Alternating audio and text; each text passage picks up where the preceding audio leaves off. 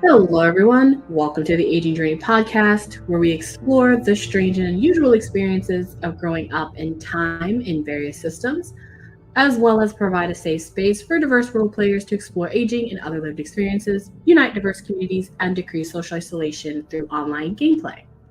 Today, I have Static, Pan, Lynn, and Benji playing a Kids Camping campaign. I am your GM, TanyaLashea. You can catch this game and other games just like it on our YouTube channel. Our socials and content warnings will be in the description of this video. Enjoy the journey.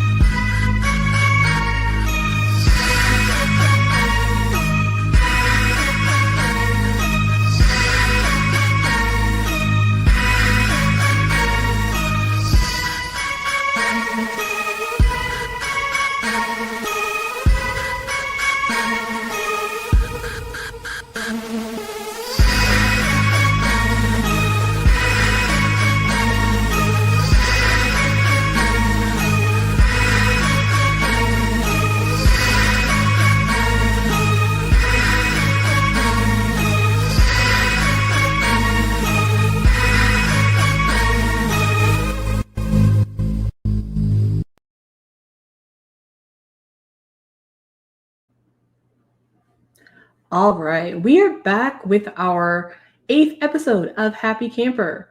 So let's get everyone back on the old stage to talk a little bit about our last episode. Quick recap, because a lot happened 2 episodes ago, and then last episode, a good amount of stuff was discovered. So starting off, Ebb learns a good amount about the lore of the camp, particularly the creatures that live in the forest, and basically leads everyone on an adventure with Cinder to the supply sheds so that they can get some spray paint so that she can liberate the creatures behind the runes that she believes keeps them in the forest. Junie visited Grimm and kind of found out that he's kind of living a bit of a slice of life that she probably wasn't expecting. Even though he's the warden of What a Day Camp, he was kind of chilling in a camper van with a beautiful woman who cooks for him up there, who's like a nice southern lady, but also kind of gives him orders, which he doesn't seem to mind, and a cute little shaggy dog. Junie was able to make up her missed runes class, so you do get the points for that. And you were also able to learn a good amount about the trees in the forest and how the protection runes actually work. You also learned a good amount about the land of the camp, particularly learning that the camp came after like everything that you see on the land and in the forest. So all of the creatures and all of the fauna and everything that is here, the camp came after, like during its discovery. And based on what Grimm said, at least his job is to make sure that they continue to preserve the land and the creatures that stay there, and if possible, help to keep the Goliath, with fun kids around him, and hopefully he, as a lonely being, can have some friends. While all this was happening, Hayden and Gia were visited by Cleo, aka Chloe, because I accidentally kept messing up her name. During this visit, Hayden tells Cleo about the properties of the health tonic that Gia didn't drink that was given to her from Miss Angelique. And then both of you kind of learn a good amount about the Orange Moon, which was written by a Angelique Sidron. You don't know if that person is related to the Miss Angelique that you know. You guys learn again a little bit more about the land of the camp. You learn that at one point you believe that this land was a part of a world called Haferon, and that on that planet there were 3 moons, and their phases signified the changing of the seasons. And this thing was called the revival. These phases are governed by a moon goddess whose name has been lost to time. Eventually, you all found yourselves converging on the road together, deciding to go to the supply cabin. However, on the way, Hayden strikes up a conversation with Junie and unfortunately hits a rather sensitive nerve, unleashing the defenses of the curse that Miss Angelique had bestowed upon her, and being almost mortally wounded by its defense. Luckily, Ebb was able to commune with her very not creepy doll, and the curse was lifted. So you all assume. Gia patched up Hayden up a little bit as best she could, and you all go back to your tent to fall asleep, realizing that moving forward, you may not be able to trust or ask Miss Angelique for help, and you're not really sure what to do if you were to ever get sick or hurt now. As Gia falls fast asleep and Ed falls fast asleep, Hayden and Junie, you guys catch a sight of something slightly horrifying as Frederica watches you watch her, smiling a wooden smile, cradled in Ed's arms. And that's where we find you two, Hayden and Junie, who are at this point the only people awake, as the camp is absolutely silent and it is completely dark, both outside of the tent and inside of the tent, other than Hayden's light. And you guys just watch the doll watch you. The creaking of the smile that makes the slit that is where you actually open it clearly like a little upturned as it smiles at you.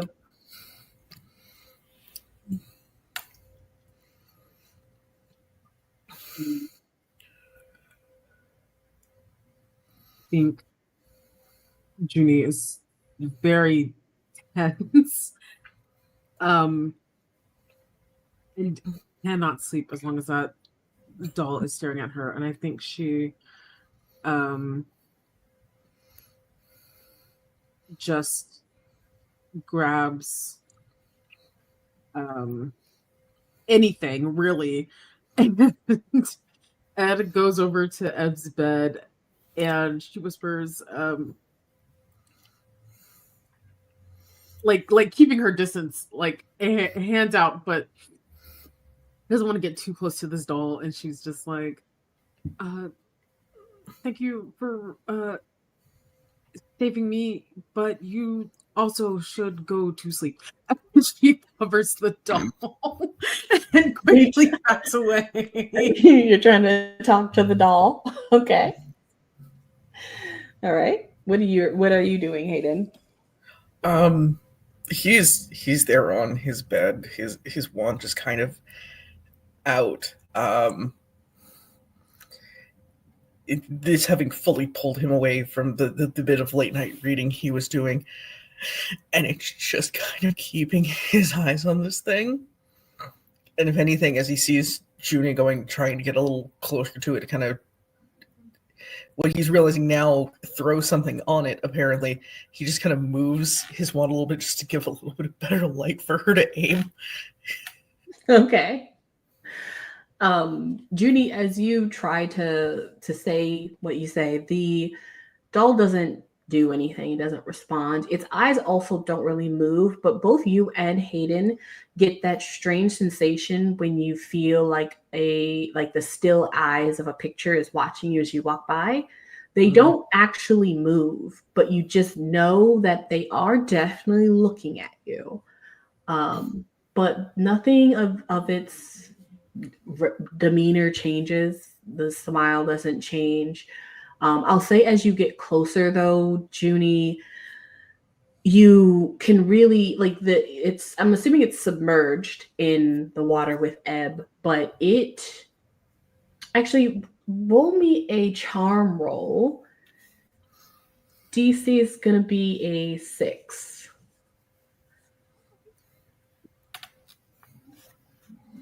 A 9.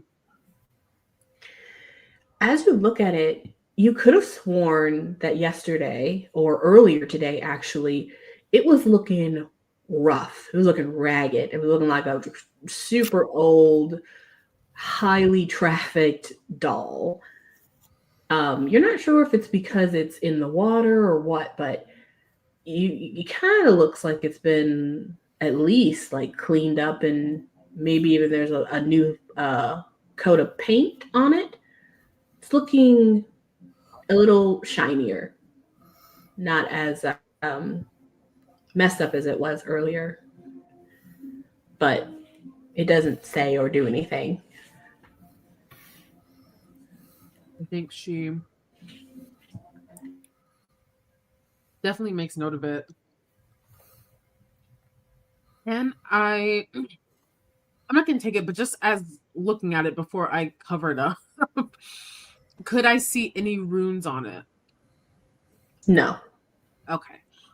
Yeah, she definitely covers it up. But I guess the cloth just kind of like floats on top of the water, but it's enough for her. Sure. And she just kind of backs away. And I think she comes over and sits by Hayden, and she kind of hugs her knees to her chest. She's like, "You can't sleep either?" He kind of pulled himself more into his sitting cross-legged from where he was on his bed.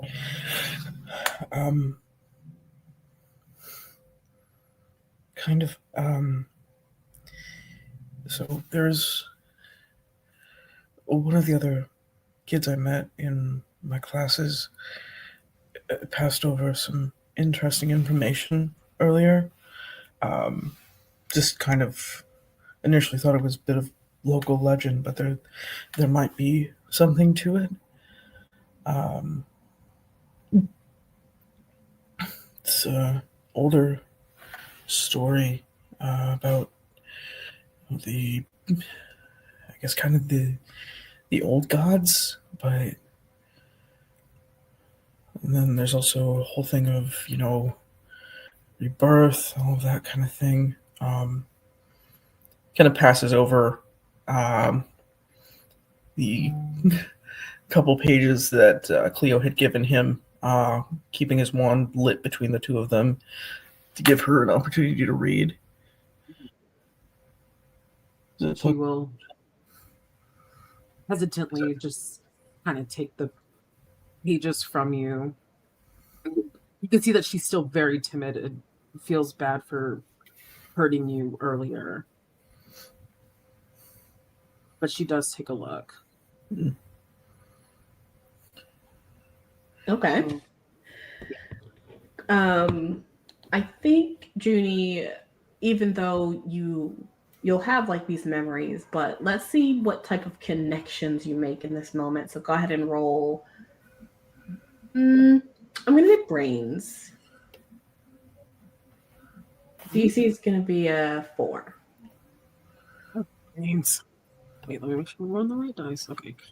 Come on, brains. Come on, brains.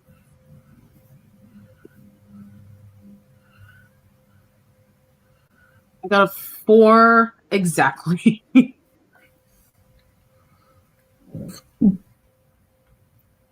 Okay.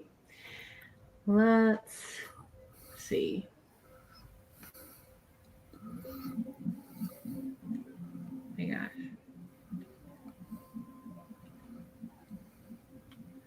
Let's see where I can. Do you have the bedtime story? Yeah, the bedtime story. I do. Let me find it.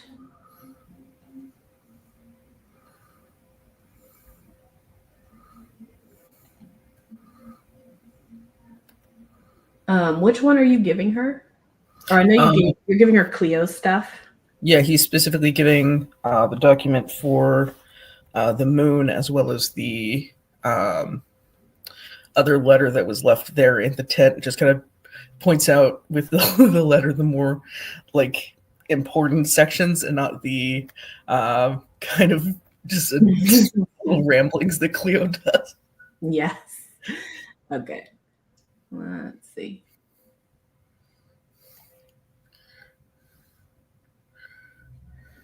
So I'm going to say that with your, not that one, this one. I'm going to say that with your 4, you don't find out too much of what you've kind of already found out. However, you have heard some of this before, particularly all of the information up at the front, the first 2 lines with this goddess walking onto a sand or the sands of Hypharon. In fact, you know exactly where that story comes from. It comes from a story that your mother used to read to you when you were a child. Mm-hmm. And you'd also know that the name of that goddess is not the one that's named here. Gotcha. As she's reading it, her brows furrow and she's kind of like scrutinizing it a little bit. Where did you say you got this from? Apparently one of the professors was doing some lesson with it today. Yesterday. The day that just happened, I was quite fully both tired enough and awake enough to kind of understand it, but because of everything that happened, you know, most of us didn't go to class and everything, so Cleo thought I'd be interested in it and jotted down the story and then the other information as well. Right. And then she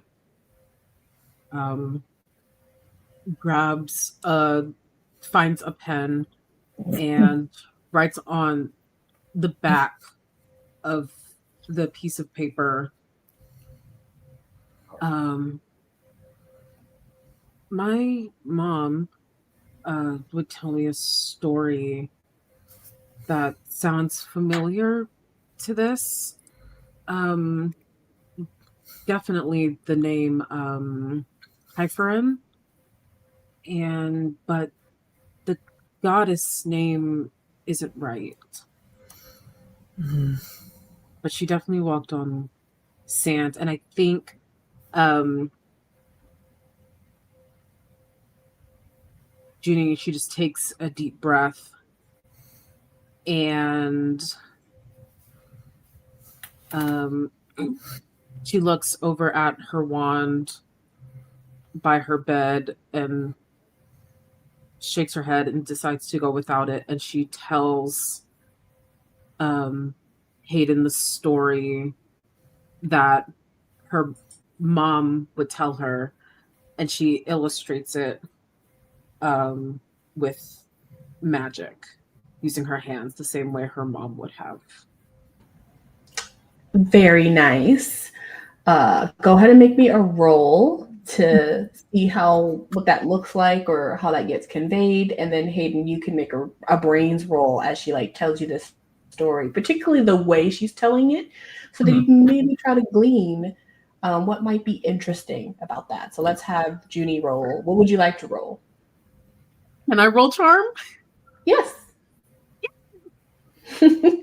You can roll charm. DC is going to be, should it be, well, you're not cursed anymore, unfortunately. So let's make it a 4. Unfortunately. You remember your mom, and it's not the other mom. No, I got a 14. Oh my gosh, well, of course. What does it look like as you use this magic that you've been... have you been taught this by your mother, or is it innate? I definitely think it's a mix of both. I think it's not necessarily like a step-by-step thing that her mother taught her to do, but in watching her mom do things, then she catches on, you know, as she grew older, and her mom, you know, giving her tidbits of advice when it comes to her heart and feeling and how important imagination is, because she's a writer, and you know, all of these little things have helped Juni shape her magic in her own way. So she looks at her wand over in the corner, debates in her mind if she should grab it, decides not to because of the encounters with magic she had today that hurt people. And she just doesn't trust centering all of that magic into one piece of something, that instead she puts her hands together and makes a wish.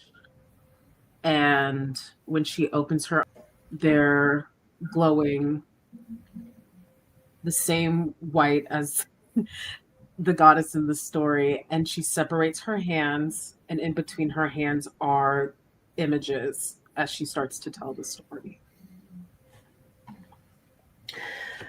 Hayden, go ahead and roll a brains roll. Yeah, absolutely. DC, I think here, actually, it's going to be contested. Get on the dice. Contested. Okay, let me roll. You got this, Benji. You got this. Oh, well, you only have to beat a 3. Yep. So that explodes. Of course. That explodes again. Oh my god, I'm so sorry. Your brains, you're 20. So that is a 50. No. What? Oh my god, it was so nice knowing you this season. This is our last episode. Yeah, dang. The mystery is solved. Good job. He's into the future, into next campaign. Just putting a send through. He's into the future, and it's actually a meteor hitting our tent, aren't you? No. The goddesses step in themselves. They show themselves to stop them. It's like, you've flown far too close to the sun. All right, let me pour up the lore document. I am so defeated. This happens every time. Why can't I ever roll this good in D&D? Okay. So Juni, you do this magic, and do you want to show Hayden your memory of this moment, or do you just want to basically tell him the story? Ooh. Would above table. Would the, because I imagined her mom telling her this story over the years. But is the moment you're talking about the moment from episode 1? Yes. Yes. She's telling the story, but she's not. I definitely think she thinks about that moment often, but has never gotten answers from it. And she's not hiding it. Hayden, you see this magic happening, and for a moment you're thinking, oh, that's really cool and unique, and you're going, and she's clearly about to kind of like show you, maybe through like illusion or something like that, of this story. And instead what happens is you find yourself transported with Juni to her bedroom when she was a child. You are literally standing in her bedroom with her, watching her child self in bed and her mother sitting on her bed telling her this story. You are, first you're stunned and shocked. I don't think you've ever seen someone do this type of magic. And also, you're not sure what's going on. A lot of stun, a lot of shock. However, you learn a lot. So you watch this, you hear the story. This is the bedtime story that you hear being told. And you can see that like her mother is doing, it's kind of like a bit of an inception here, because her mother is also doing the same magic that Juni is doing. So when you see the mother sitting on the bed and Juni lying in bed falling asleep, you can kind of see that you can like hear the dark water. You can feel the rays of the moon. It's almost as if she's combining this world that is clearly real somewhere in some time and this exact moment as she tells the story. Basically being able to, in a way, through her magic, make stories real by pulling them out of time, and kind of colliding them with the time of right that moment. And after she tells the story and she sees that Juni has fallen asleep, she gives her a kiss, and you see her close the book she was reading from. The book is old, weathered, it's leather, and as she closes it, you can clearly see that it is not a book that was printed. It's a book that was handwritten. Mm-hmm. And you see her walk out of the room. And then you follow little Juni as she wakes up and hears something in the hallway, goes out into the hallway, goes down to the hallway, and you see her see this strange underwater scene with a huge ship being broken and the mast falling, like something you've never seen before. It's amazing to be kind of like watching Juni have this experience. Mm-hmm. And then, of course, she gets interrupted. And then, as if that had never even happened and you've never even moved, you two are back. And Juni is sitting next to you. A couple of things you learn from that ridiculously high roll. The oracle too well. This is obviously magic you've actually never like experienced before, but it's also magic that you are kind of familiar with, because now that you've like seen this whole scene and you've seen like Juni's mother, and then you've seen like this weird like magic that happened in a room and all of this, you kind of now are getting the sense that there's some level of connection between that like deep blue sea that Juni sees in the room and the deep blue sea and the sand and the moon goddess and all these hues of blue, and Juni's mother talks about, and then Juni herself. And you do learn from this that the goddess's name is Lilia, and she is indeed the goddess of the moon. Another thing you recognize from kind of seeing all of this and realizing what this must mean. I get some stuff here.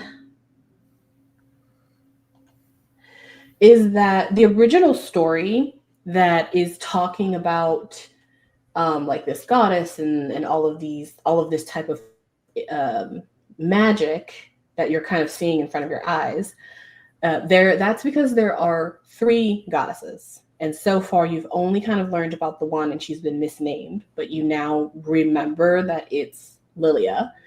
But you also now remember there are 2 other goddesses, and they're all 3 of them are kind of forgotten, but they are all credited with being the creators of this world, this Hypharon that you've just learned that you're all in. I'll also say that given, and you don't have to share this with anyone else as you kind of come out of this space, but given that Juni has this power, her mother seems to have this strange power, and that the book was handwritten, you could deduce that perhaps her family is probably quite close to at least one of these goddesses. Mm. You're not really sure in what way.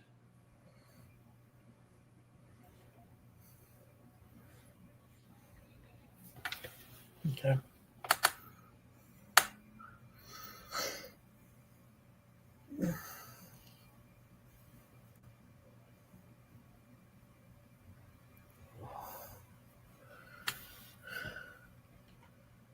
But yeah, that is the story.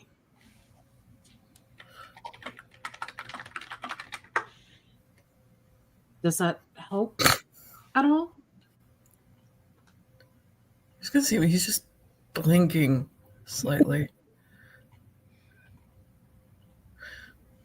Where did you learn how to do that? Do what? Okay. So, that kind of storytelling magic, you and your mother both, like, that's not common. That's incredibly rare. Rare? I don't know. I mean, I guess, and she like gets a little shy about it. She's like, I guess I don't. I mean, I wasn't really taught. I mean, as you know, how terrible I am with magic and stuff. I wasn't really taught. I just kind of do it. You see a very genuine, like, large smile spread across his face like that. That's amazing. A normal wandless magic can take someone decades in their lifetime to learn. But to do that, to that kind of detail?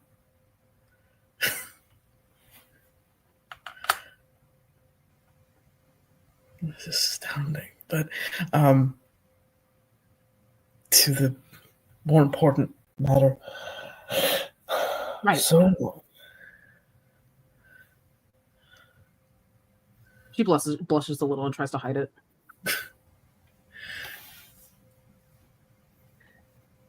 Ebb, go ahead and, even though you're asleep, go ahead and make a roll. I think a brains roll. DC is No. gonna. It's like, no. It's just I'm gonna fail. It's fine. Gotta make a brains roll. DC's gonna be a 4. Yay. Oh, it's a 2. You do fail. And you fail against the voice that enters your mind. Oh, good. How do you want your sweet Matryoshka doll to sound? Ooh, well, she was given to me by a cool vampire lady. She's a- More like a ghoul, but yeah. You want her to Yeah. sound like Miss Sveta? Maybe more like I guess Morticia Adams doesn't really have an accent, does she? She just talks real slow. Yeah. Yeah, I guess it would be slightly like Russian sounding because Matryoshka dolls are kind of that region. You hear in your mind, is there a nickname perhaps someone would have called you when you were Ebb? Oh. Mm-hmm. Mm, If there's I not, that's okay. don't- I can make one. like maybe it would be like Spike or something because she's a blowfish, so she's got all those little spikes. But Ebb's pretty short as it is, so Okay. You hear a voice. Spike. hello, Spike. hello. I'm sleeping. Why am I talking? I should be sleeping. There's plenty of time for sleeping later. But I'm so tired. You don't see anything, but you feel as if something is like opening your eye from the outside, like pulling it open as if it's like a thumb. No, sleeping. Wake up. So tired. Wake up. You kind of feel something kind of jumping on you. It feels like a little tiny thing. Okay, what is it? I open my eyes to look. It's a mini you, about the size of your pinky. Oh. Hello, me. I must still be Hello. asleep. No, I am a mini you. Very cute. Very cute. What's up? The little you shows you a picture, more of like a little illusion that it's showing you of Hayden and Juni like whispering to one another. Your friends have something very important to share with you. I think you're going to like it. Okay. Will Bring I it. even understand what it means? Yeah. Okay. Oh, but bring me with you. And it's talking about the doll. Oh, I bring Frederica with me everywhere. That's not a problem. As you blink, it disappears. Oh, come back. Where'd you go? The little mini me disappeared or the doll did? No, the little mini you. Oh, okay. Bye, me. I guess I'll wake up now. Can I wake up? Did I wake up? Yes, of course. Hayden and Juni, just as you kind of have finished up that last bit of your conversation, Ebb kind of like pops her head up. Ebb, you have like a little blanket over you. Hello? It got really dark in here. Hello? Guys? There's just a blanket on you, Ebb. Oh. I'll pull the blanket off my head. You see Hayden and Juni, just as it was kind of shown to you in the little illusion, they are kind of over together in the corner of the room. What you guys talking about? Oh, Hayden was catching me up on, I guess, what you guys know with the moon goddess thing. Oh. Yeah, apparently there's like, she'll give you a present if you do something with the big tree. I don't remember the rest of it. What's on with a big tree? Cinder said that the big tree is like where she lives, maybe. I don't know. I don't remember. Mostly I remember that the runes keep the stuff in the forest?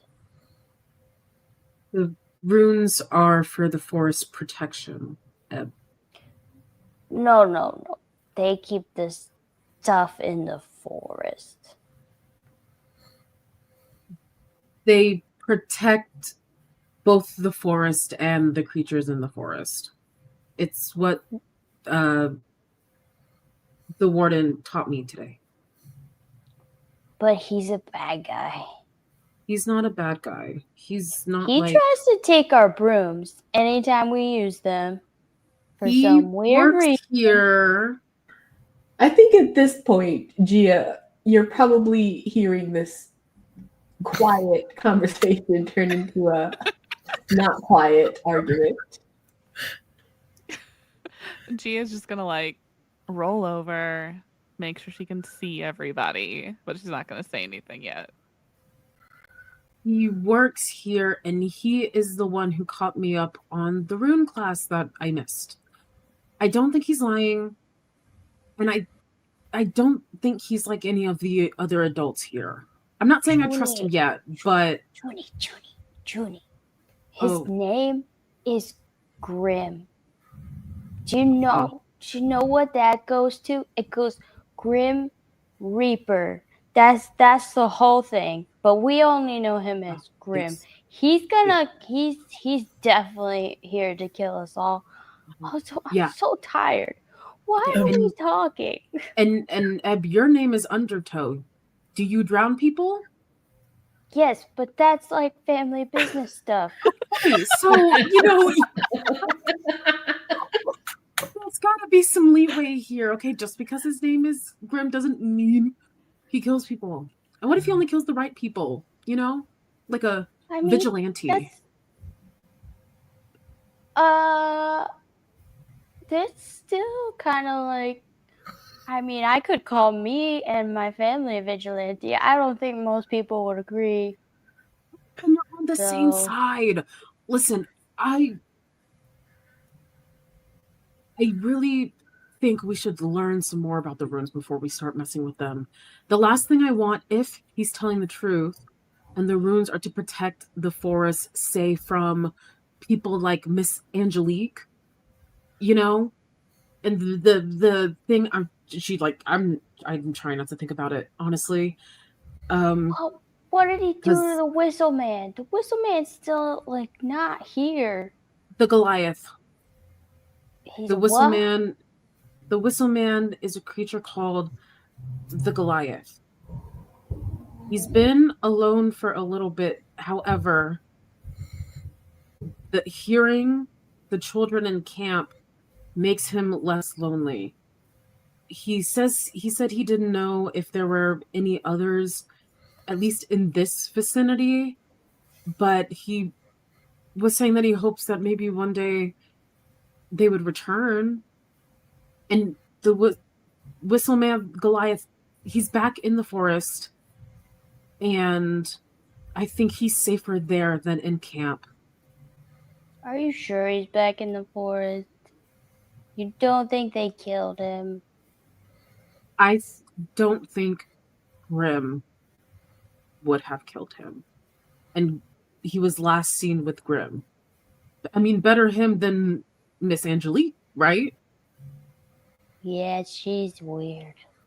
Right. So, if the runes protect the forest, which is the only fact that we know, I think we should do a little more research before we start destroying them. He also told me that if thunderstorms come by and lightning strikes, it helps the forest from setting fire. And we know how detrimental that is to the creatures in the forest. So that's true. They're safer with them for now. Can I just try to break one and see what happens? How about we find a different rune? Okay, maybe one in camp, and we break that first and see what it does. Ooh.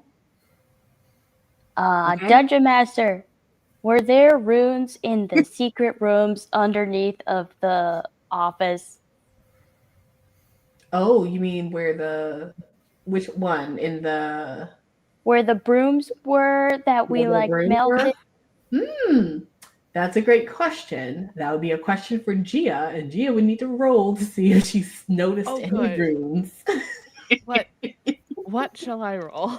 I was getting burned by acid. Let's see what I noticed.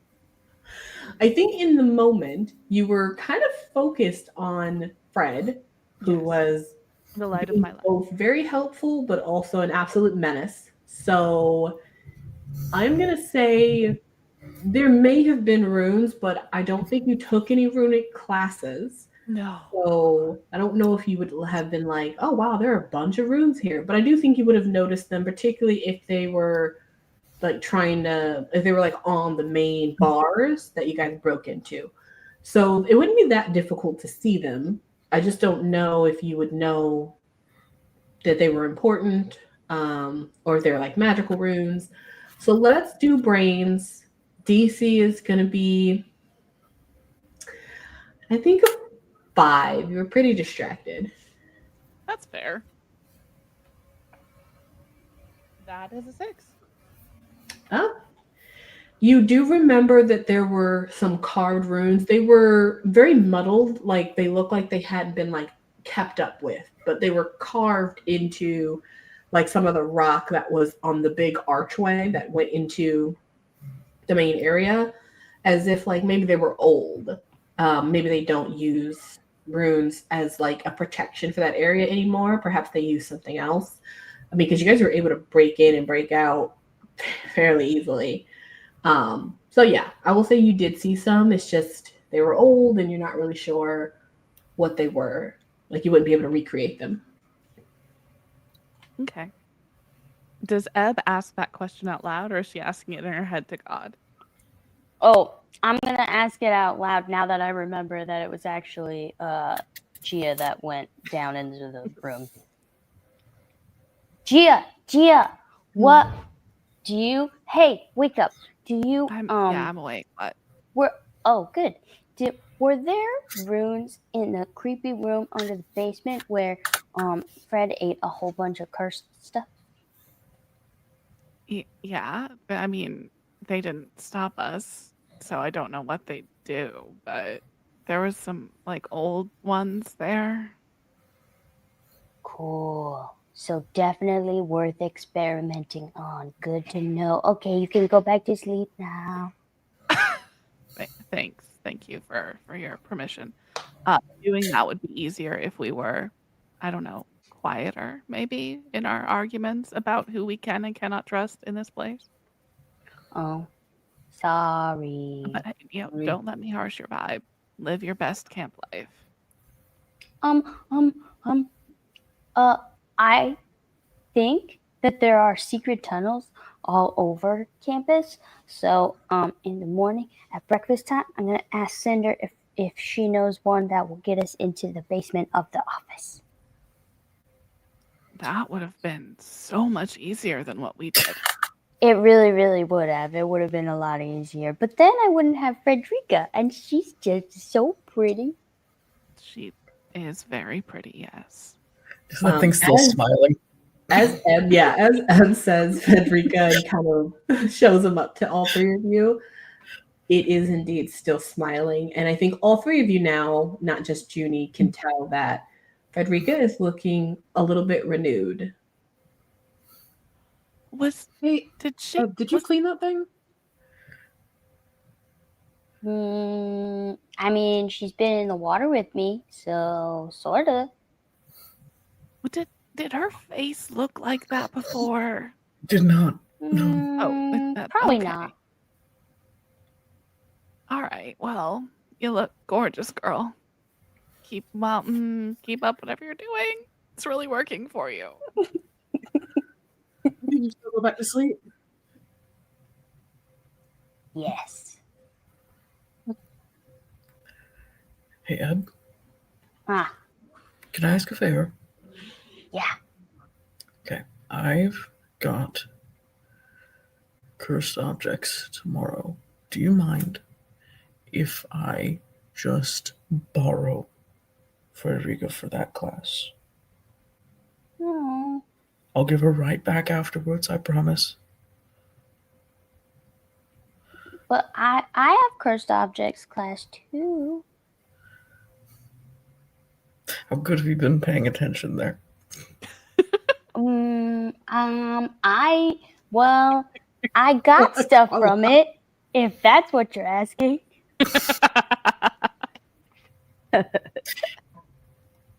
How many classes have you been to?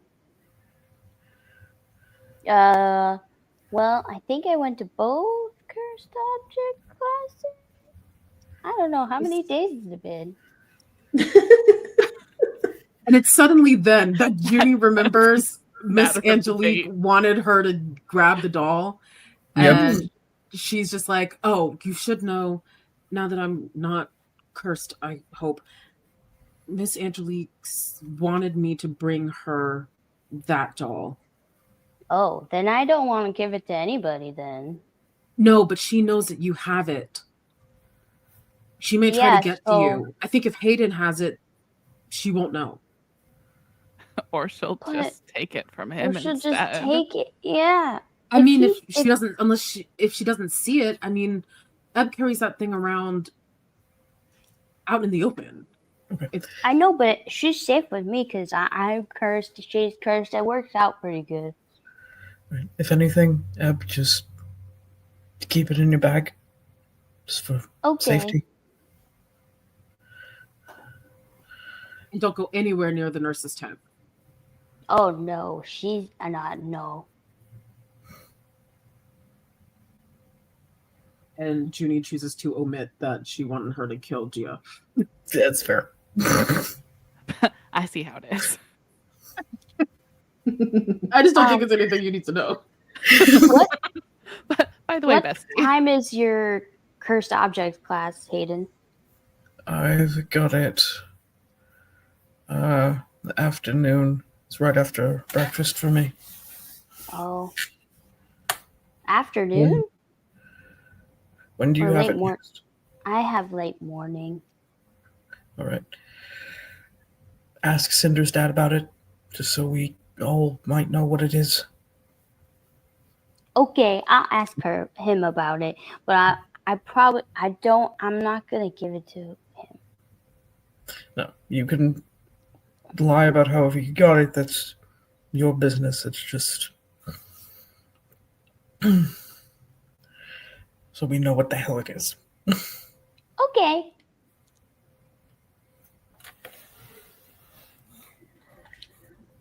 Well, do you all fall soundly asleep?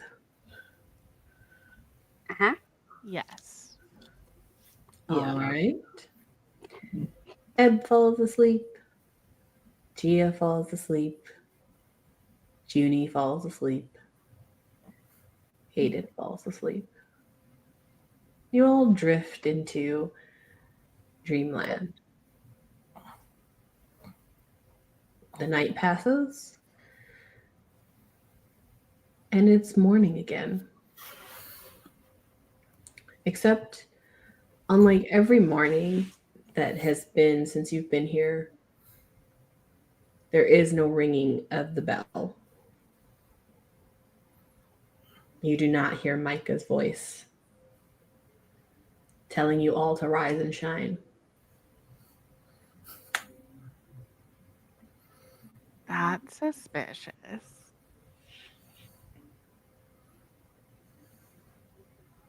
I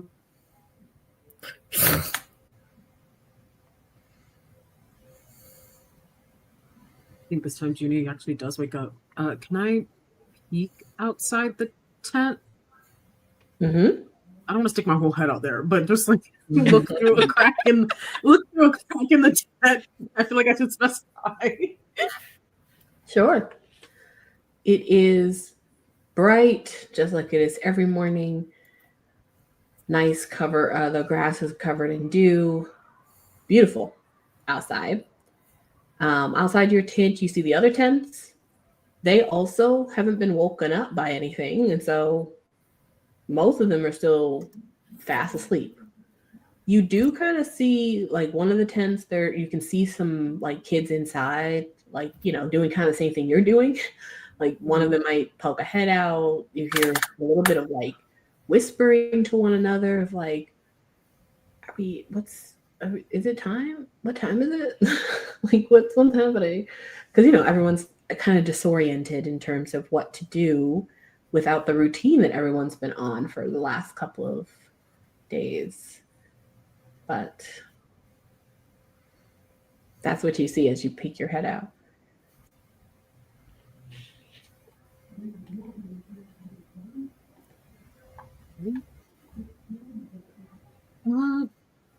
He pokes her head back and she's like, doesn't look like anybody else is woken up either.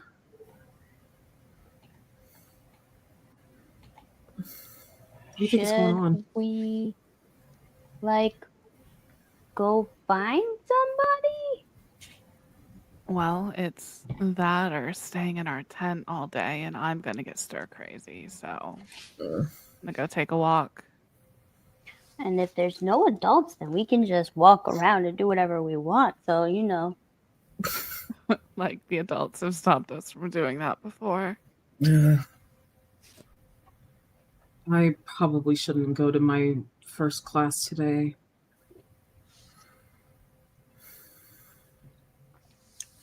Seems like nobody is.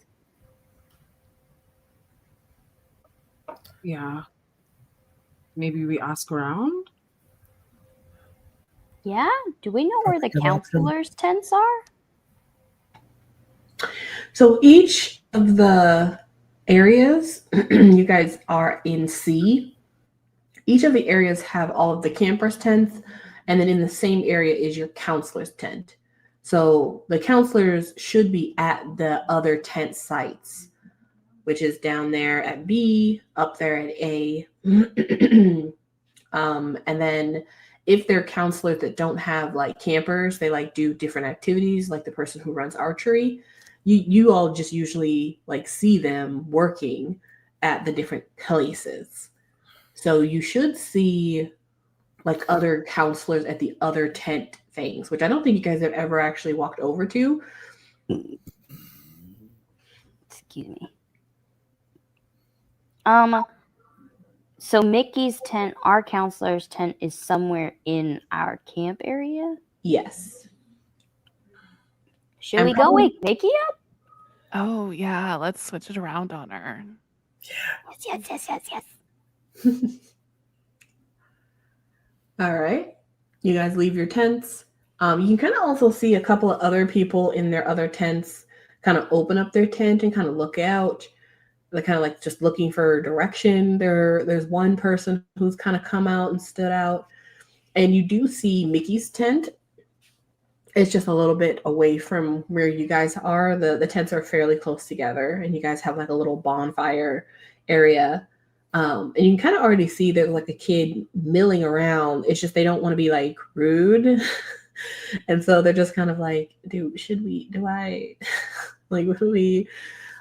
you can see where Mickey's tent is. It has like a little sign on it to make sure that people know where she's at in case you need her. Does it say anything on it? No, it just says, camp counselor C, Mickey. The door, like the little flap, is closed, but nothing else. I'll also say whoever wants to can give me a brains roll as you all just kind of come out and just kind of, just like everyone else, kind of look around as you make your way. Sure. Out of 6. Absolutely. DC is going to be a 7. Oh, of course. One more than I got. No, it fell. Where's my other one?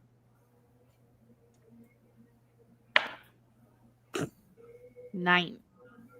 Mm-hmm. So 13 for Hayden. Okay. So who had the 9 and the 13? I had the 9. Okay. Anyone else pass? No. Oh. It was Hayden and Gia. Mm-hmm. Junie and Ebb, you guys start to make your way over to Mickey's tent. There's another camper kind of standing over by her tent. They kind of look at you both as you approach. They kind of have a look on their face of like, oh, thank God, it's someone else, so I don't have to do it.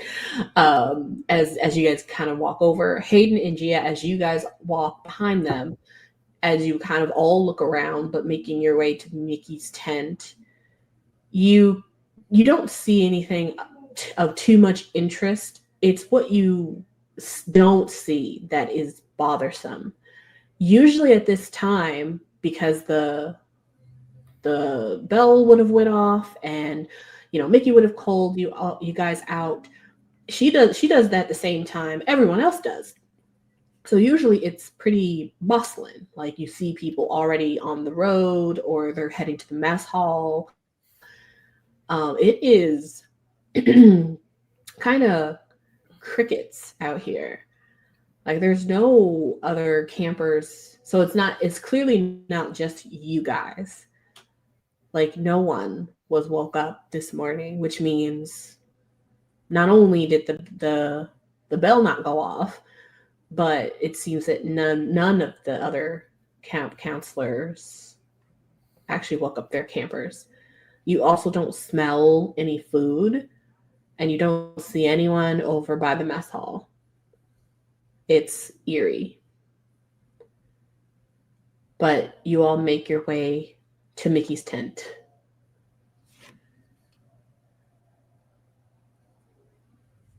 Does anyone open it? Yeah, I think Gia will I assume Ebb is gonna like try and race right in. Yeah, but Gia's gonna try and hold her back.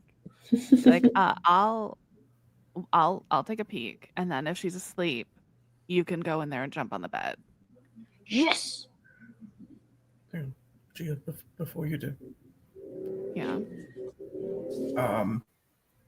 Hayden's actually gonna go ahead, send Argos a little up to Mickey's tent just to kind of sniff around, see if he sees anything. Okay. He smells Mickey. He smells the things that would be associated with Mickey, but he doesn't give you a signal that anything's wrong. Just taps side of his leg to call him back. Just kind of nods at Gia. Go ahead. It should be fine. I'm sure everyone's just really tired after the wild couple of days it's been. Gia will peek into the tent. You peek inside, and it is about the same size as the rest of you guys is, except for there's just one little cot in there. You see she has like a big old pillow that's like, extra fluffed. You kind of get to see her style. It's, kind of like bland, but like fun, like way too many colors. It's like a rainbow kind of threw up in here. She has like a bunch of like beaded necklaces also kind of like hanging from places. It's giving a eclectic lover of colors. And you're like, that's interesting. But you don't see Mickey. You kind of see that her bed is like unmade. So she was sleeping at some point. You see that you don't see her wand. You don't see her shoes. So it looks like she left out. If you guys want to, you can make some sort of roll to figure out more or go in or just leave it at that. But that's what you see at first glance. Sorry, looks like she got up early and went somewhere, so no bed jumping today. No. I was gonna splash her with my boots. The girl that was standing outside of the doors was also kind of like leaning over. And so now you guys have kind of formed a bit of a crowd as everyone else from the other tents have woken up and have kind of come around. And the girl is like, is she in there? No, she isn't. They all kind of look at each other confused. I mean, maybe the counselors had some kind of early morning training. There's also a real big possibility this is just them testing us for some freaking class or another. So, I Or guess scavenger maybe- hunt for the counselors. Or maybe that bit in the story where it's like, oh, goddess, she takes care of children. Maybe it's takes care of the Oh. children. Like, but Like we're all sacrifices to her bloodthirsty hunger. okay, I so don't think why- that's it. Why, Okay, let's not panic.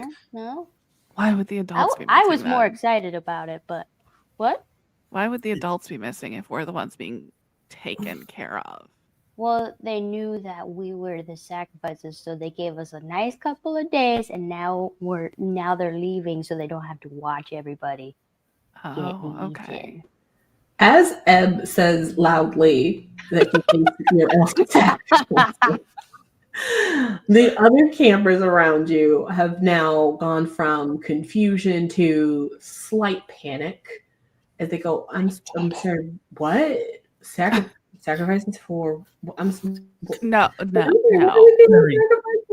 It's nobody's being sacrificed. It's a funny joke we have. It's it's fine.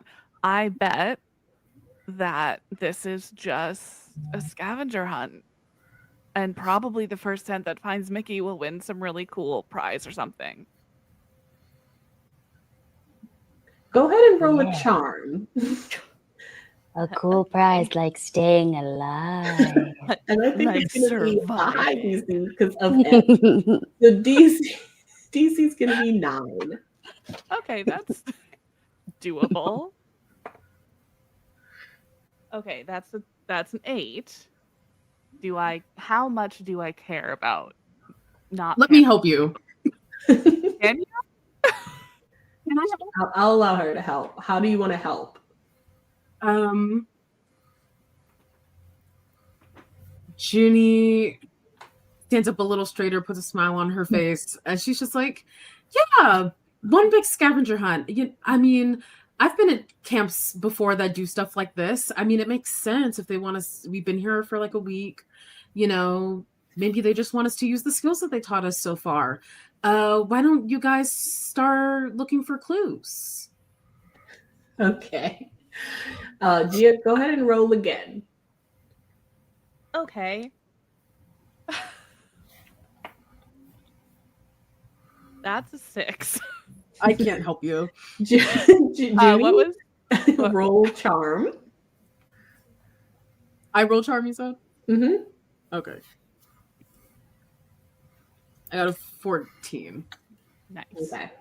They kind of look between Gia and Junie and Ebb, and then back again at Gia and Junie and Ebb, and because they understand, and also Junie is extremely popular, so everyone knows Junie, of course, but because they understand that Junie is like much more akin to the human world, they tend to just be like, oh, okay, this is like a.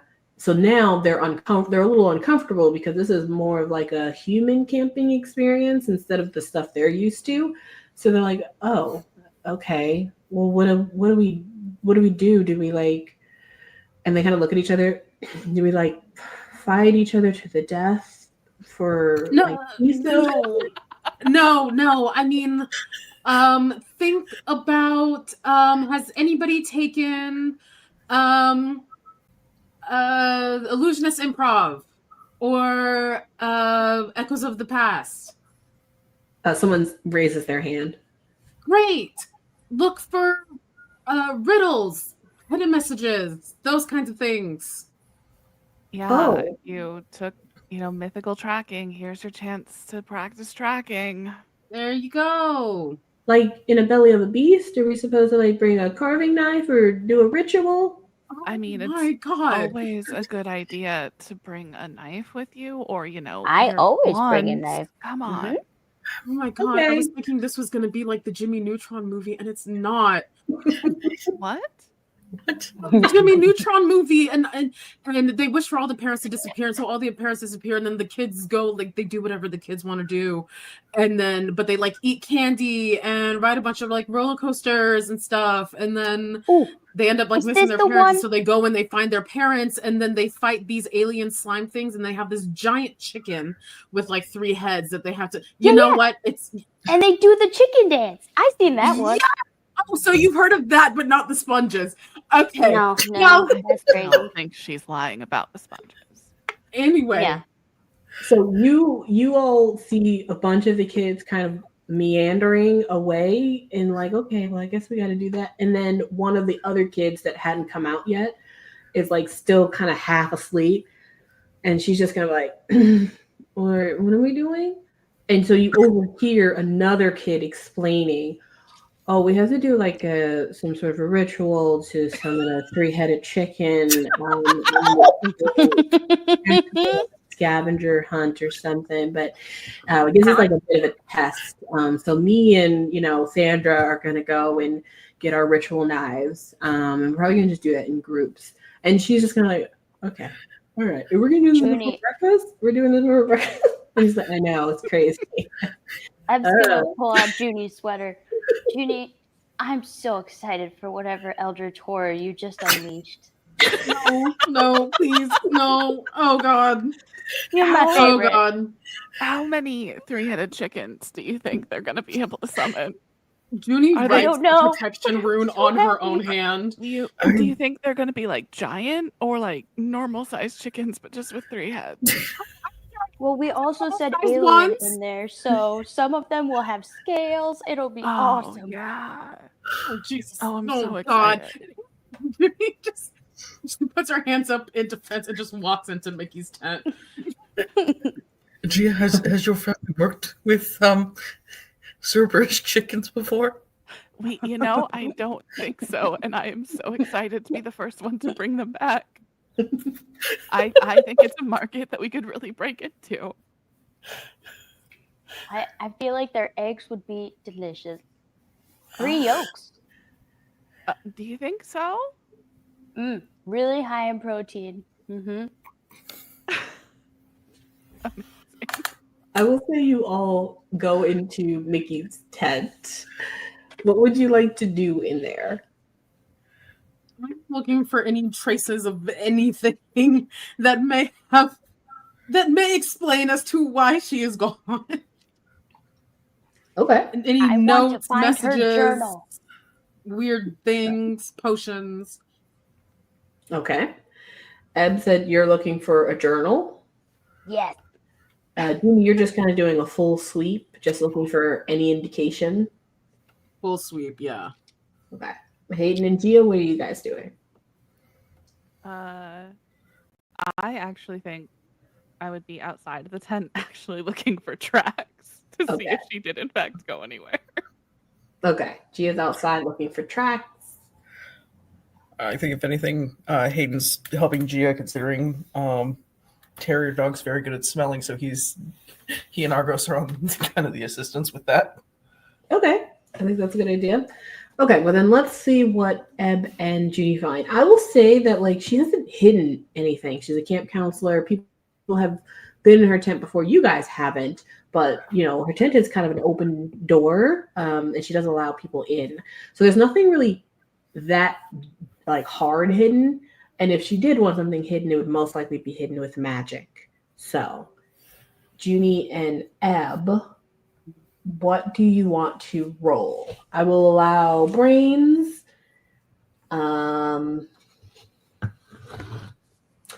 Maybe charm if you're looking for something in particular, particularly for Ebb, since you're trying to find where maybe she would hide things. Yeah, could I do magic about it? Yep. Sweet. What are you rolling? I will roll brains. Okay. I think DC is just going to be a 5. Please. Dang it, I got a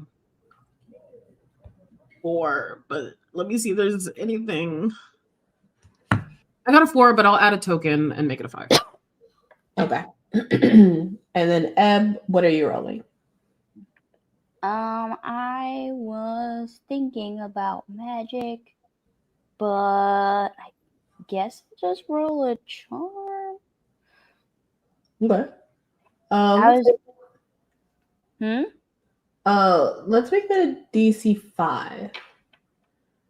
Okay. So charm. Here we go.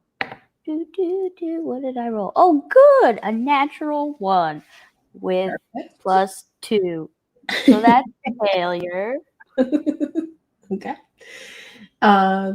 Junie, you made it with an ad. You kind of look around and you can kind of tell just off the bat that she obviously got out of bed probably at the time, probably way before the time she was supposed to be there. You're kind of doing like a full investigation. You can tell that the bed is cold. It's been kept cold for quite some time. You can tell that she put on her shoes, but she didn't like take anything with her. It wasn't like she planned to be gone all day.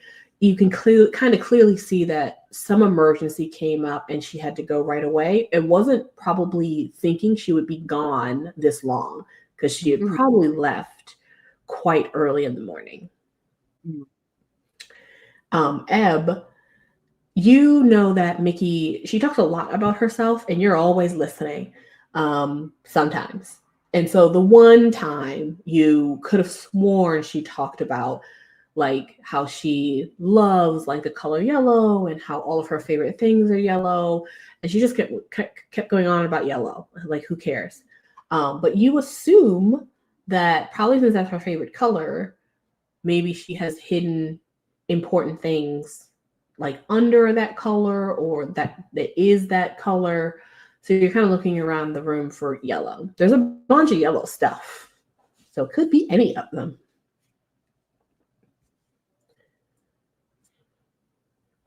Well, whatever it is, it looks like she certainly left in a hurry.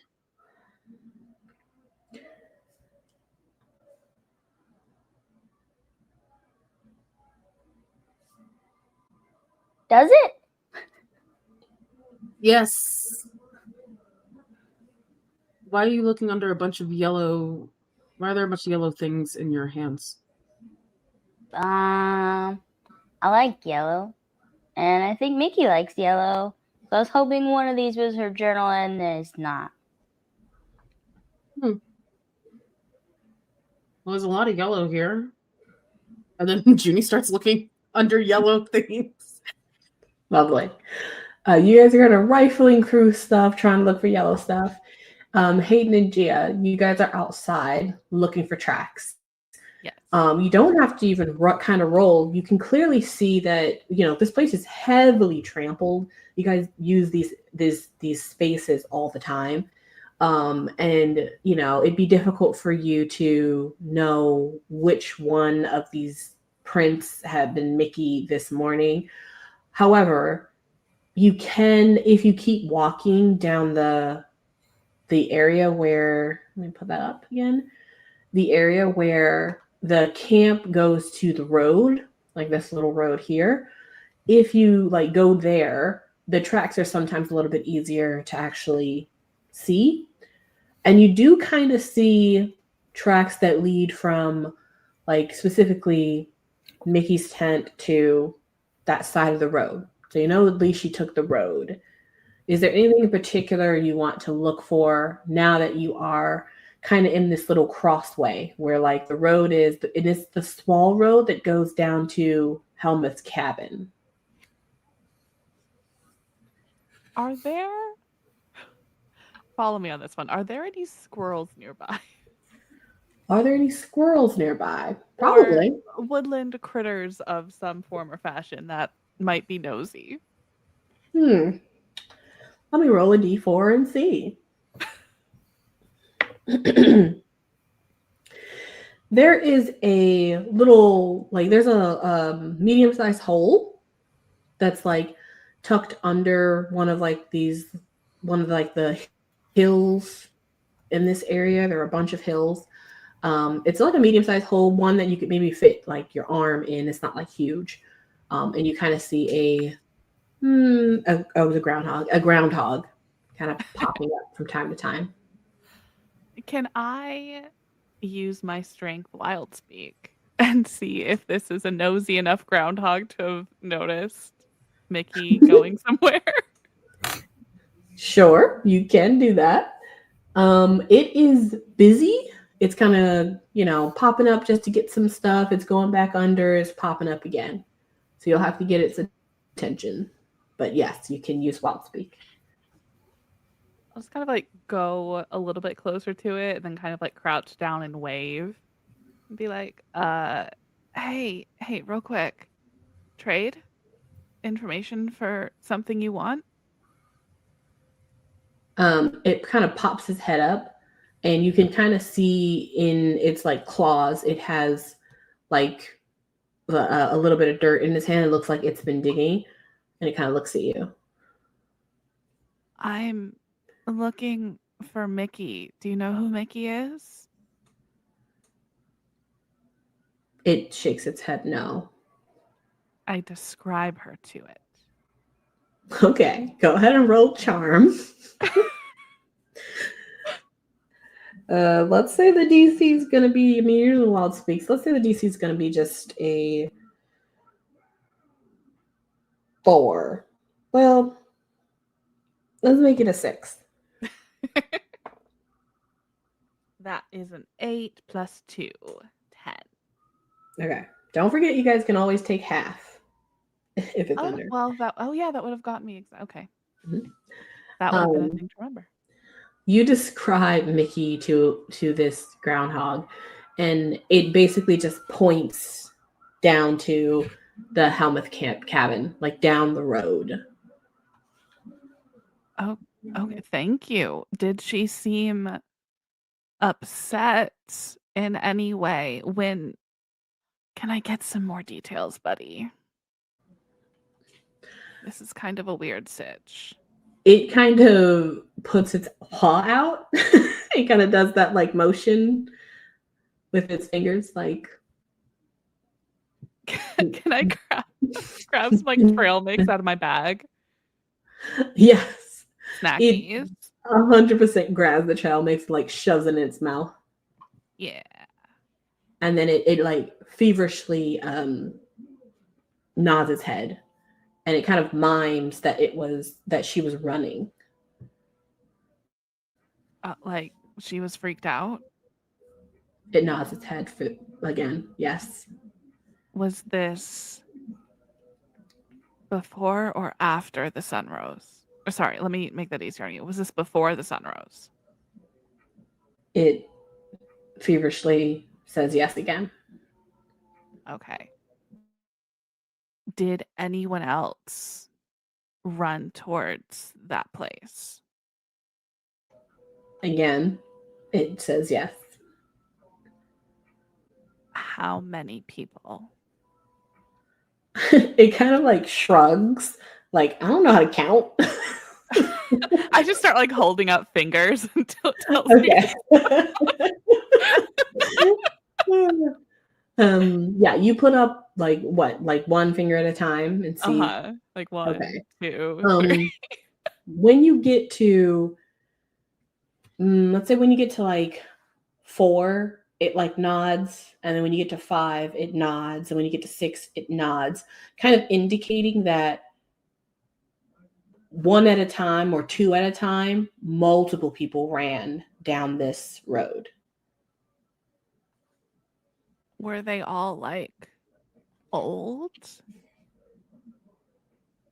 He again shrugs, but as you all kind of like you all look the same age to be, probably. All right, that's fair. Were they, and like she like motions like taller than her. Were they all like tall? Again, he shrugs. Like, all right, you know what? You all look human. You're doing your best, and I appreciate that. Yeah. Was it at the same time or spread out? Was it at the same time?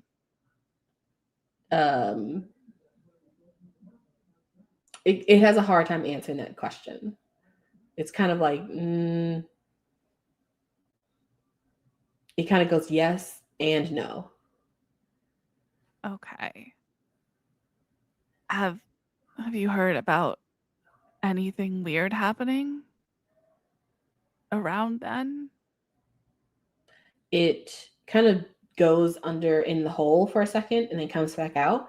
It just kind of shows you that it's been just working this whole time. So it comes up with like some roots, some dirt. It's been like coming in and out, but it hasn't been really going anywhere other than this area. All right, I get it. You're busy. I'll hand it some more trail mix. Thank you. Be safe. It like squeaks at you, takes the trail mix and buries back under. Okay, Hayden. Well, a bunch of like 6 or so people ran towards Helmuth's, including Mickey, before dawn. So, seems like something's afoot. Yeah. Because based on from where we are and just kind of the vibe of this morning, we can tell for like the other major campsites, they're kind of in the same thing of like their counselors aren't really around either. Yeah. As the time ticks by and your group, actually, I'm going to roll a brains roll for all of the other campers as they come in contact with your group to see if they catch on that there's something going on or if they all believe your group and they're like, oh, okay. So we're going to have the campers have a D4 collectively, and we'll make the DC a 4. Really easy. We just want a couple of people to be like, I don't know, this doesn't make any sense. Let's see what they get. Can we also please do a roll for Cerberus chickens? I need to know how much we get. Yes. Amazing. All right. They got a 2. So as people wake up in this area, and they start to kind of converge, some people are like, I don't know what's going on. I didn't hear the bell. They don't know where their counselor is. So they just go up to the mess hall. And so there's kind of people start to congregate at the mess hall, confused. And then as they see your group, like the rest of your camp group, as they see them like moving out and some of them are going towards like the river, some of them are going towards the dunes. Like they look like they have a purpose. Everyone keeps coming up to them and being like, what are we doing? Like, what's happening? And they get the same reaction of, well, we have to do this ritual and we're summoning the 3-headed chicken of some sort. And I guess it's called a scavenger hunt, and you got to do this and do that. And you want to make sure that you have your ritual stuff on you. And they're like, okay, got you. So they're all like, okay, we know what to do now. So, so good. All of the campers are essentially doing that. And I will roll to see if any of them actually succeeds in this task. But I'm not going to tell you until later. Yay. Okay. All right. So you all kind of see this happening, like as they interact with one another, they get, their instructions. They some of them go back to their tents and to like get ready. Some of them go into the mess hall to just kind of see if anyone is there, things like that. And you guys are also there. Usually there's like people here, obviously. Then there's people like on the road, like going to like work, right? So like people who work at the mess hall, people who work at the main office, like there's usually a lot of activity, as well as like counselors like Flo who have like his specific station that he needs to go to. So like you always tend to see people milling around. You don't see anyone anywhere.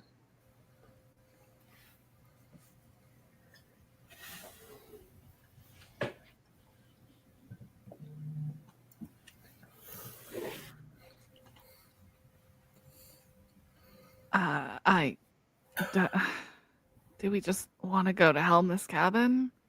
I mean, I assume even if there was an emergency, someone would still be running the basics of camp, but I've got no other lead.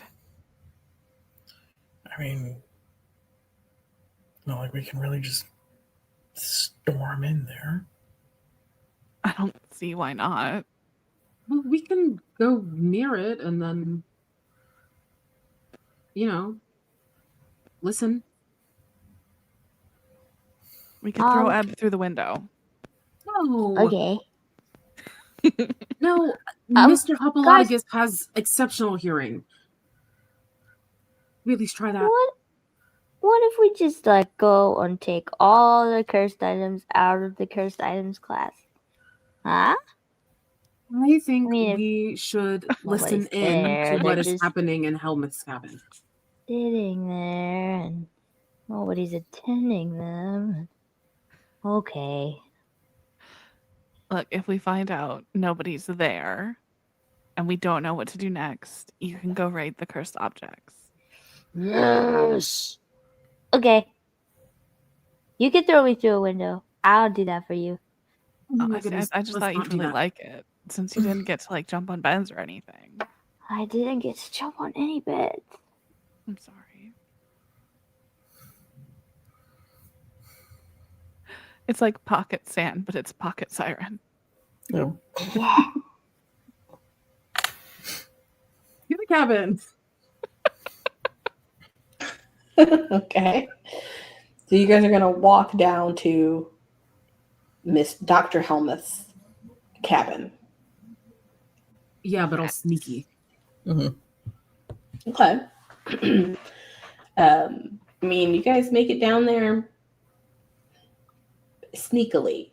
No need to roll. There's no one about except for the campers as they go about their tasks.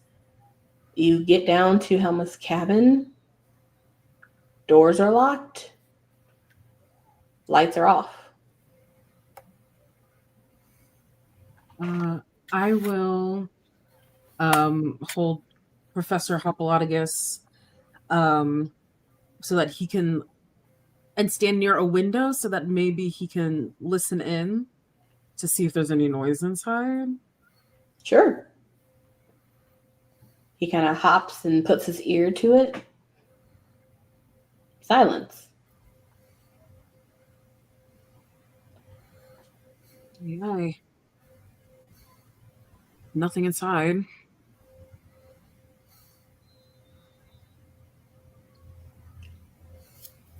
Are there tracks around the cabin that seem more frenzied than usual? Yeah, I mean, the Dr. Helmuth keeps this very clean.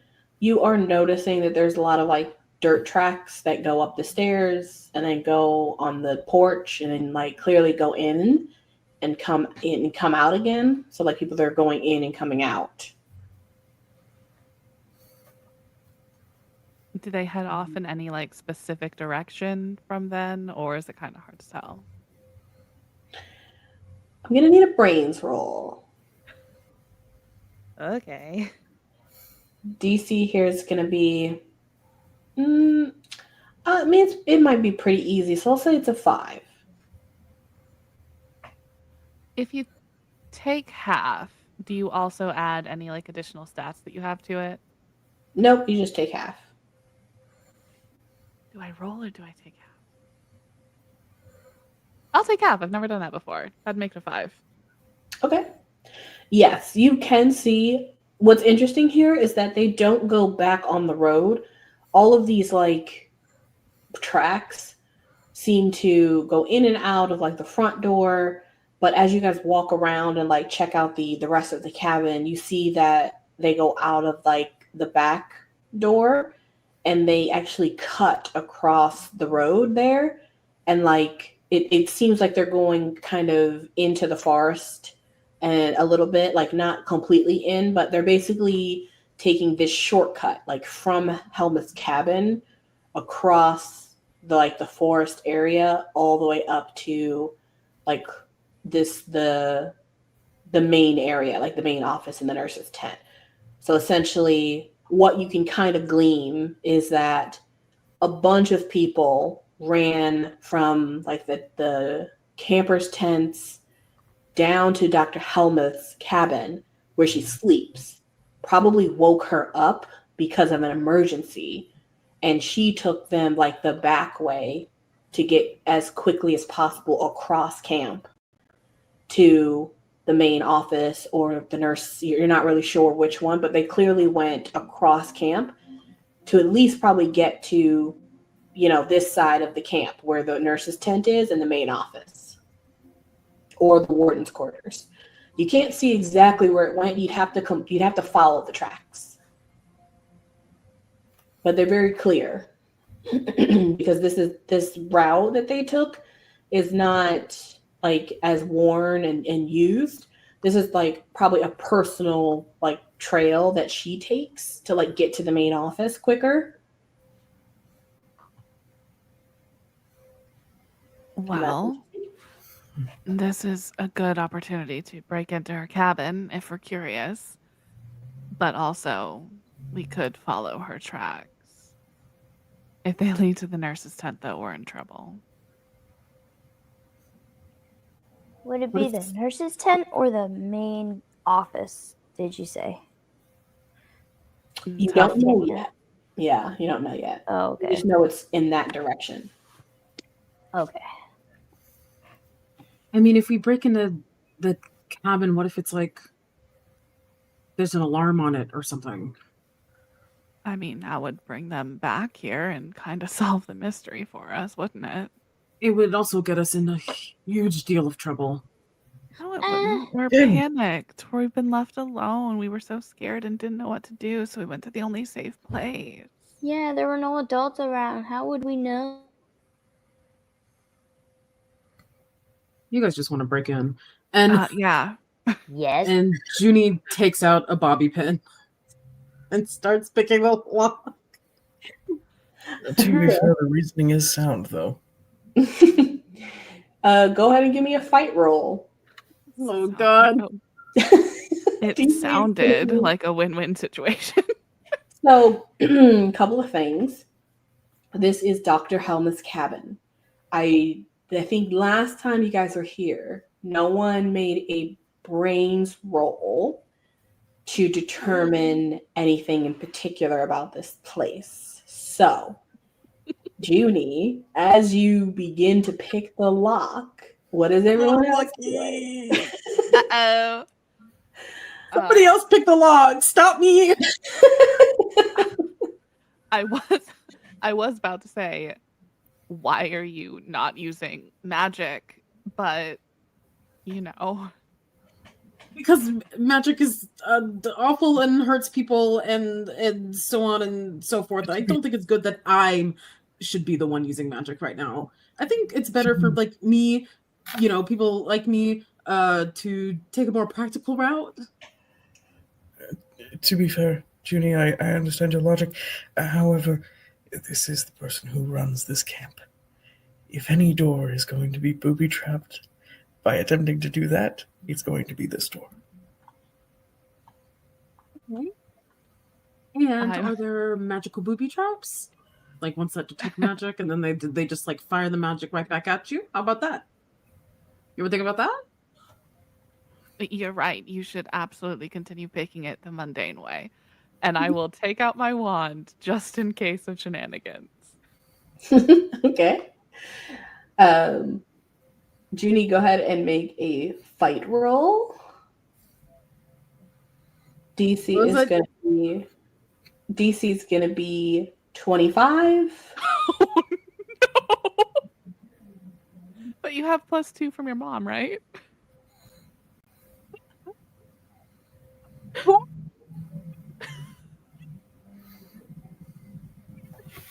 See, I have a D4 You only and a plus 4. Times. Well, like 10 times. Yeah, just get a 50. No big deal. Yeah, it'll be fine. We've had We've one. rolled one of those already. more? gosh, why must I commit to a bit? Okay. Wait.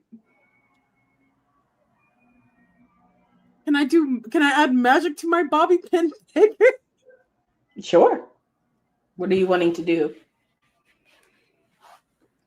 Just put a little faith and trust in pixie dust into my bobby pin. That gosh forbid something attack me again. Okay. DC has changed to 20.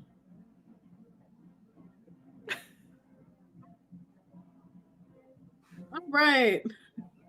Wow, that's a 7. Okay. So you did fail more than 5 there. You all watch Juni begin to pick the lock. Is this the front door or the back door?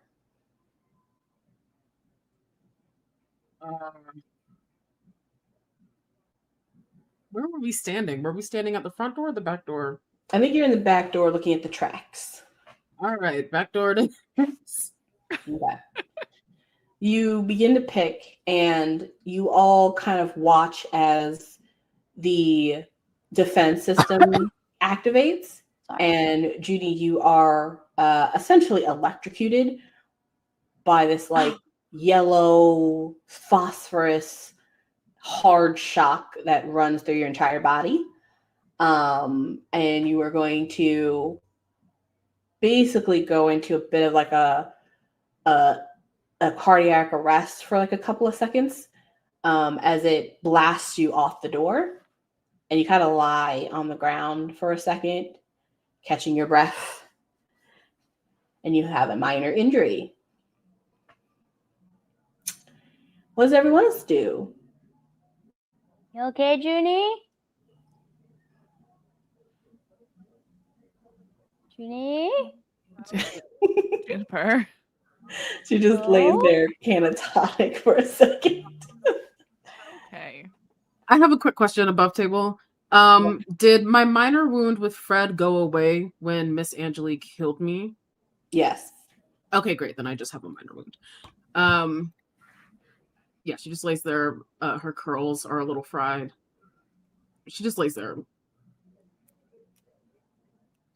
Want to go home? That was a good try, Juni.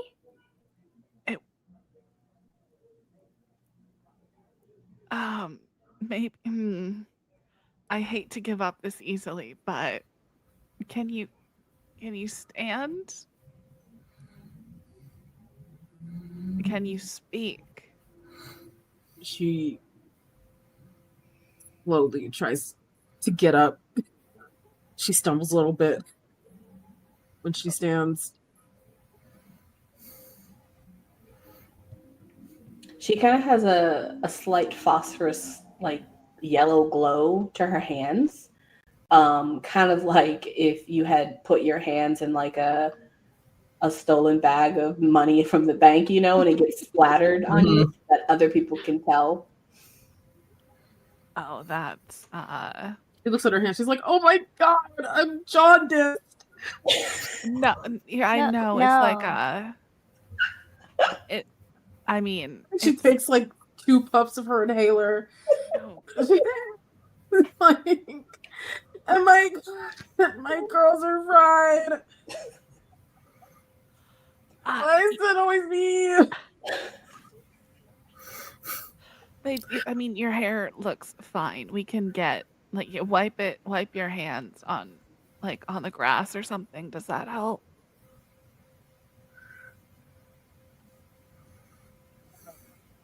She comes over and she takes her hands and she wipes it on Gia's shirt. Okay. Rude. It does not come off, but you do try to wipe it off. Okay, so let's not do that. I see you're trying to frame me for your bad actions. And here I was gonna try and help you get it off. but if that's the way it's gonna be, She that- points one of her yellow fingers at you and gives you a glare. And she was like, "Don't make me Avada Kedavra you. I will."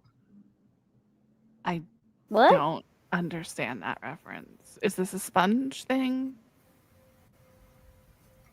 If you're trying to speak Latin, that's not right. I should have let Fred kill me. I should have let Fred kill me. To be fair, I actually understand that one, and not a real spell. That does not work. Wonderful. It's at this point that you all finally hear the bell. It's a different tone than it has been, other than that wake up bell.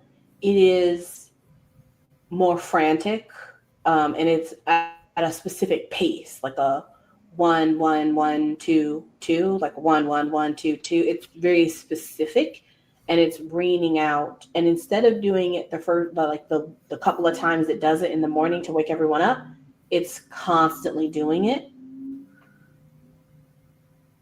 And somebody can make a brains roll to see if they can remember from their orientation, which is probably when you learned about emergency protocols. We I don't didn't listen at roll. all. I'm sure you weren't. Yeah, I'm sure Ed wasn't paying attention in orientation. But someone else can roll. I will happily do that. Okay. I will for fun.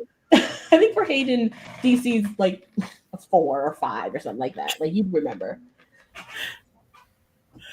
What's the DC for me?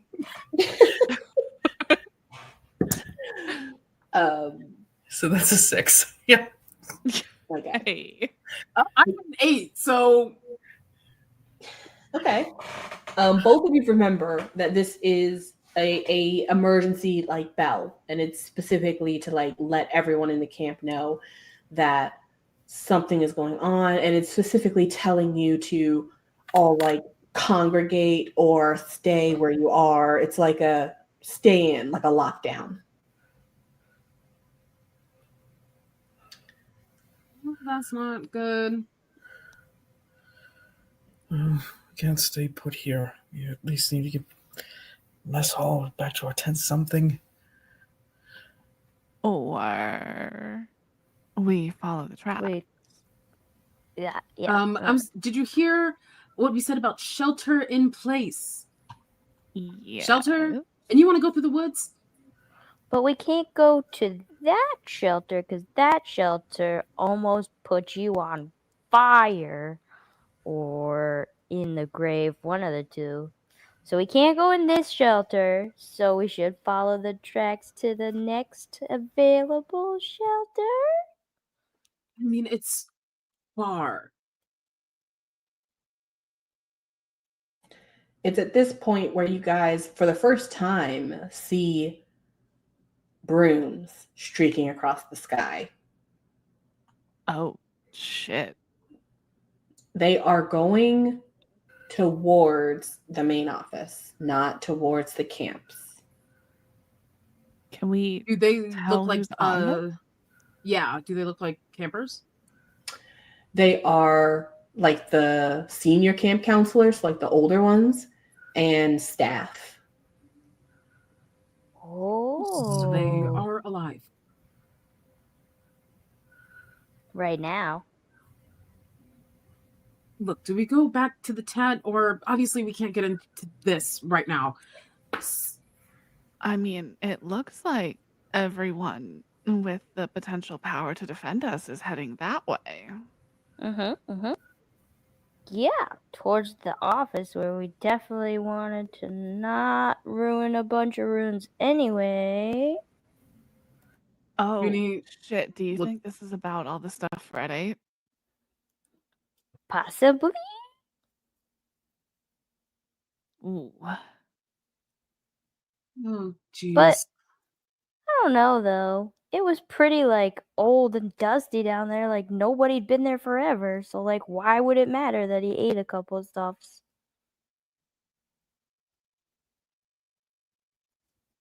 Look, I don't know what's going on, but I don't know if I can go back near the nurse's tent. But splitting up isn't good either. Oh. What do we do? I think someone might want to make a roll to see what might be the best course of action. Yes. What stat would that be? So we pick the best person. What's the vibe check roll? Yeah. I will And say, who has the highest dice in that?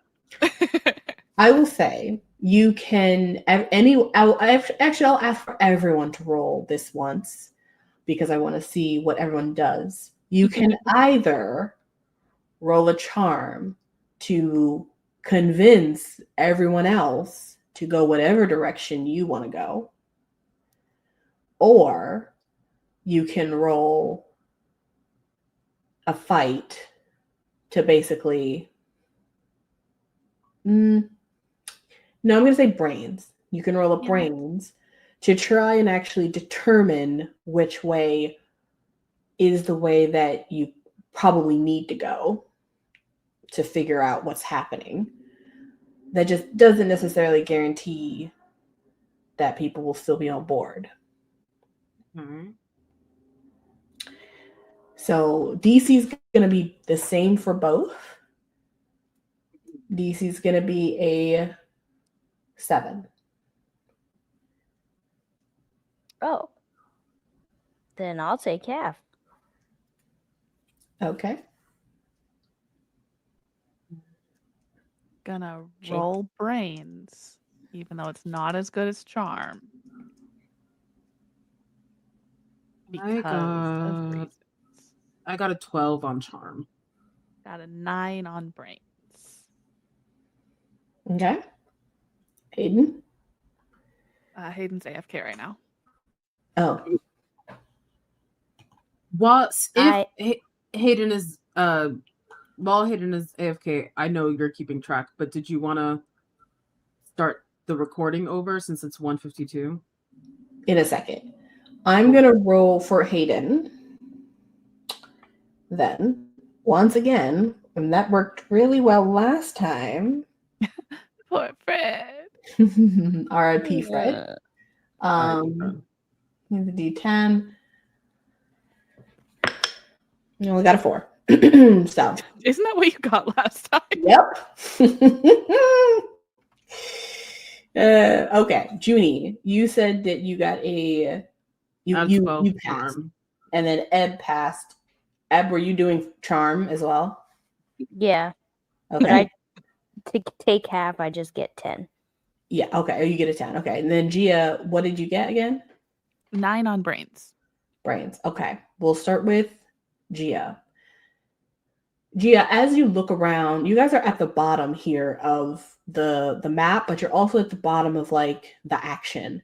You can only hear from where you are the campers all kind of like first they were all talking and moving around, but as soon as you heard the emergency, you saw them change their tune, right? They started to freak out and like talk to one another, and you could see from where you guys are, they begin to like move away from whatever they were doing before to either congregate at their camps again or go to the mess hall. You still do not see anyone else doing that, like anyone else from the rest of the camp. And based on who was flying, you do know that whatever this emergency is, it is over at least by that side of the camp where the arena is, the nurse's tent, the main office. It's not here at Dr. Helmet's cabin. It's not at the mess hall. Therefore, if you went back, perhaps you'd be safe because you'd be with all the other campers, but you also would miss whatever's happening. So you would just have to basically wait until someone eventually came and let you guys know that everything was okay. So that's what you get from your roll. Ebb and Juni, you guys kind of state your case about like why you should go either way. Juni, where do you want to go? I think Juni is scared of going near the nurse's tent. She suggests the sheltering in place, going to either their tent or the mess hall. Ebb, where do you want to go? The main office. Gia, where do you want to go? Ah.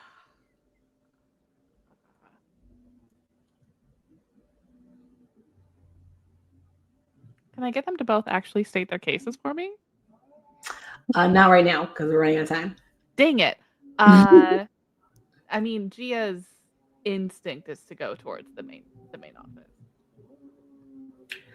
Juni, you state your case, but you kind of feel through Ebb and Gia that they're kind of correct. Even though it might be frightening to go in that direction, that's the direction where the answers are.